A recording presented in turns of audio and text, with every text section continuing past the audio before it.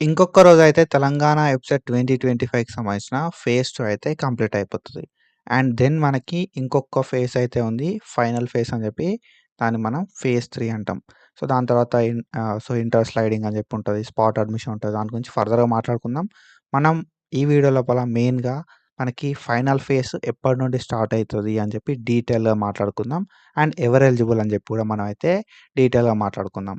And మనం ప్రీవియస్‌గా ఇట్లాంటి వీడియోస్ అయితే చేసుకున్నాం. అండ్ ఫర్దర్‌గా ఇట్లాంటి గైడెన్స్ అయితే ప్రొవైడ్ చేస్తా. కాబట్టి మీరు మన ఛానల్‌కి కొత్తగా వస్తే సబ్స్క్రైబ్ చేసుకొని మీ ఫ్రెండ్స్ అందరికీ షేర్ చేయండి.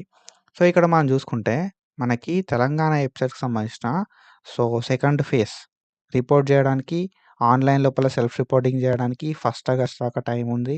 అండ్ దాని తర్వాత ఆఫ్‌లైన్ లోపల ఫిజికల్ రిపోర్టింగ్ చేయడానికి 2 ఆగస్ట్ వరకు టైం అయితే ఉంది. అండ్ ఎవరైతే online self reporting and offline self reporting చేస్తారో వాళ్ళు మాత్రమే నెక్స్ట్ ఫేజ్‌కి ఎలిజిబుల్ అయితారు. అండ్ ఎవరికైతే ఇప్పటివరకు ఫేజ్ 1 ఆర్ ఫేజ్ 2 లోపల సీట్ రాదో వాళ్ళు ఎలిజిబుల్ అయితారు. అండ్ దాంతో పాటుగా మనకి ఎవరైతే కొత్తగా అప్లై చేసుకుందాం అనుకుంటారో వాళ్ళైతే ఎలిజిబుల్ అయితారు ఈ ఫైనల్ ఫేజ్‌కి. సో, ఈ ఫైనల్ ఫేజ్ తర్వాత మనకి నెక్స్ట్ మీకు వచ్చిన కాలేజ్ లోపల కోర్స్ చేంజ్ చేసుకుందాం అనుకుంటే మాత్రం మనకి స్లైడింగ్ అనేది ఒకటుంటది. ఆ ఫేజ్ అనేది ఒకటుంటదన్నట్టు.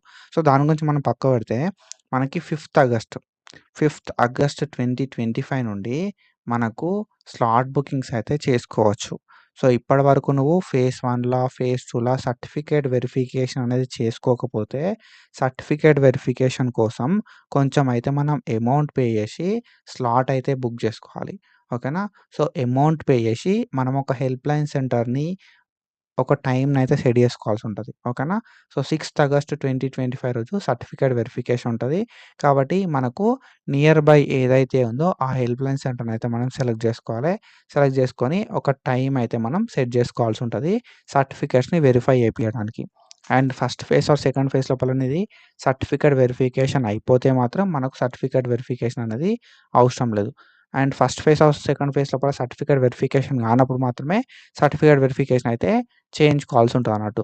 ఓకేనా? సో, మనకి 6థ్ ఆగస్ట్ 2024 రోజు సర్టిఫికేట్ వెరిఫికేషన్ ఉంటది. అండ్ దాని తర్వాత సర్టిఫికేట్ వెరిఫికేషన్ రోజే మనకు వెబ్ ఆప్షన్స్ పెట్టుకోవడానికి గూడా ఓపెన్ అయితదన్నట్టు.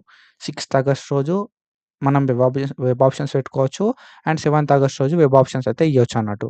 అండ్ ఈ 6థ్ ఆగస్ట్ అండ్ 7థ్ ఆగస్ట్ రోజు వెబ్ ఆప్షన్స్ అయితే ఇయ్యొచ్చు.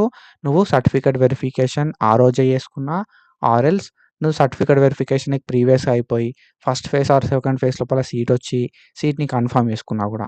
ఓకేనా? సో, ఎవరైతే సీట్‌ని క్యాన్సల్ చేసుకోరో, ఎవరైతే సీట్‌ని క్యాన్సల్ చేసుకుంటారో, ఎవరైతే ఫస్ట్ ఫేజ్ ఆర్ సెకండ్ ఫేజ్‌లో వచ్చిన కాలేజ్ లోపల జాయిన్ గారో వాళ్ళైతే ఫైనల్ ఫేజ్ లోపల వెబ్ ఆప్షన్స్ ఇయడానికి ఎలిజిబుల్ గాదు. పక్కాగా నువ్వు online self reporting and offline self reporting అయితే చేయాల్సుంటది. ఒకవేళ నీకు ఫేజ్ 1 ఆర్ ఫేజ్ 2 లోపల సీటొస్తే. మనకు 6థ్ ఆగస్ట్ అండ్ 7థ్ ఆగస్ట్ రోజైతే వెబ్ ఆప్షన్స్ పెట్టుకోవడం ఉంటది. అండ్ వెబ్ ఆప్షన్స్ పెట్టుకున్న తర్వాత మనకి 10థ్ ఆగస్ట్ కంటే ముందు ఓకేనా? 10థ్ ఆగస్ట్ ఆర్ 10థ్ ఆగస్ట్ కంటే ముందు మనకు ఈ అలాట్‌మెంట్స్ అయితే రిలీజ్ అయిపోతాయి. సో, ఇట్లాంటి అప్డేట్స్ కోసం ఫాలో అయితా ఉండుర్రి.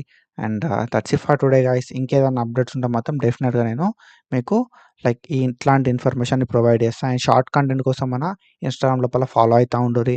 And that's it for today guys. Follow for more content. Thank you so much. Signing of.